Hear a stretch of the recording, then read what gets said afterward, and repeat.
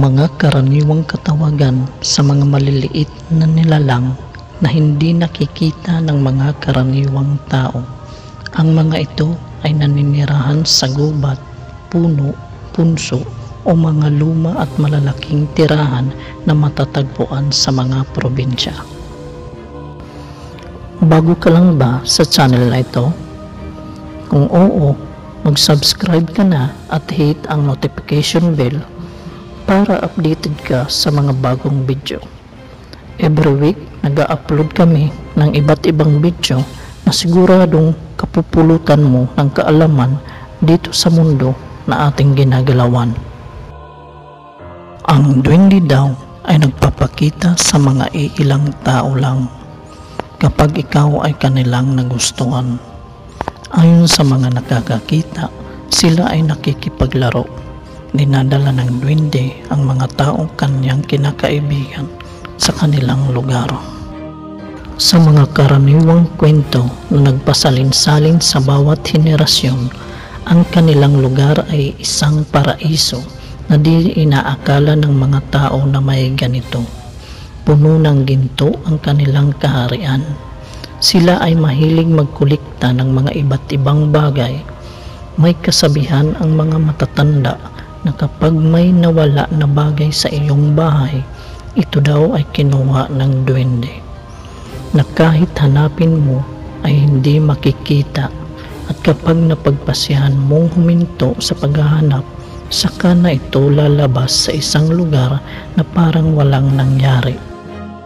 May mga duwende din na nagkakagusto sa tao. Karaniwan ay sa mga babae. Ito ay kanilang inaangkin nang hindi namamalayan. Duwende na laging bumibisita at minsan ay hindi pinapakain hanggang sa bumagsak ang katawan at unti-unting namamatay. May mga duwendeng sadyang mapaglaro. Ito ay nakatira sa gubat na kung minsan kung may napapadaan, sadya nila itong liniligaw sa gubat, inililipad sa himpapawid at ibabalik kung kailan nila gugustuhin. May mga duwende din na sa punso naninirahan. Sa mga gubat, kapag ikaw ay may nakita na nuno sa punso, ayon sa kasabihan ng matatanda, ay kailangan magpaalam kung dadaan o tabi-tabi po ang kanilang babanggitin para hindi sila maisturbo at magalit. Kapag sila ay nasaktan, ito din ang kanyang ipaparamdam sa taong nanakit sa kanya. Katulad halimbawa kung sila ay iyong napilayan sa paa. Ganon din ang mangyayari sa iyo.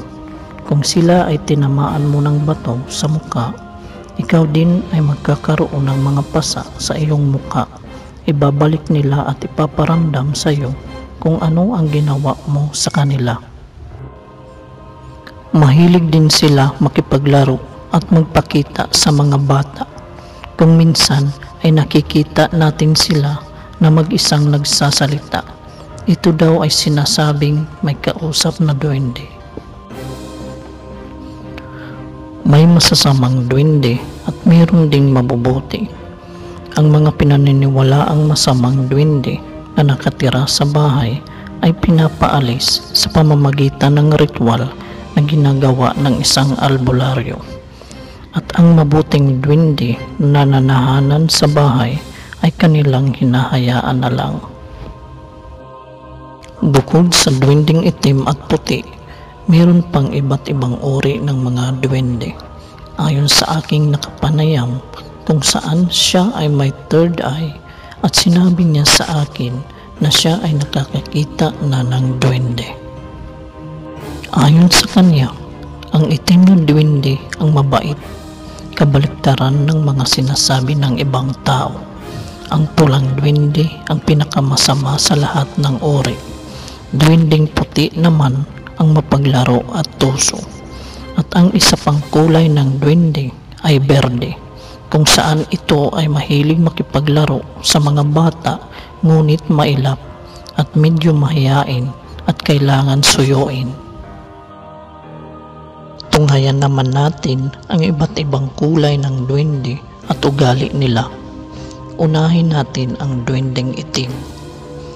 aking nakapanayam at napag-alaman sa aking pakikipag-usap sa ilang tao tungkol sa mga uri ng duwende, karamihan sa kanila ay sinasabing ang duwending itim ang pinakamasama sa lahat. Ang hitsura nito ay marungis, masama ang ugali at madalas pinaglalaroan ang mga taong kanyang matipuhan. Ngunit taliwas ito sa pahayag ng isang aking nakapanayam base sa kanyang kwento. Ang itim na duwende ay mapaglaro at swerte. Kapag daw ikaw ay nakakita ng itim na duwende, ito ay nakapagbibigay ng swerte sa iyong buhay. Ngunit wag lang silang gagambalain. Punta naman tayo sa ikalawa, ang duwending pula. Ang pulang duwende naman, ayon sa kanya, ay ang pinakamatapang. Sila ay nakakatakot at kapag nagpakita sa iyo ay maaaring may mangyaring masama sa iyo o ibang membro ng pamilya. Huwag makipagkasundo sa duwending pula sapagkat ito daw ay tuso. Maaaring kapag ikaw ay nakipagkasundo ay hindi niya tuparin ang inyong usapan hanggat maaari ito ay iwasan. Punta naman tayo sa duwending puti. Ang duwending puti ay tahimik. Kapag siya ay nagpakita, huwag kausapin dahil kapag nakuha niya ang iyong atensyon, ikaw ay paglalaroan nito. Ngunit ito ay mapaglaro lalo na sa mga bata. Kailangang mahinahon sa pakikipag-usap sa kanya. Ito daw ay may kaalaman sa panggagamot sa mga nabarang. Ang susunod ay ang duwending berde. Mapaglaro lalo na sa mga bata.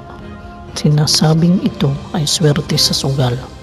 Ngunit huwag magtiwala dahil kung minsan ito ay pihikan. Ito ay mailap kapag tinatawag upang kausapin. Kaya kailangan suyuin. Gumamit ng bata kung ito ay tatawagin o kakausapin. Marami man ang uri ng mga duwende base sa kanilang kulay at ugali. Ang sabi ng matatanda at naniniwala sa kanila, ang mahalaga ay ang pagbibigay ng respeto sa kanila upang hindi maparusahan o paglaruan.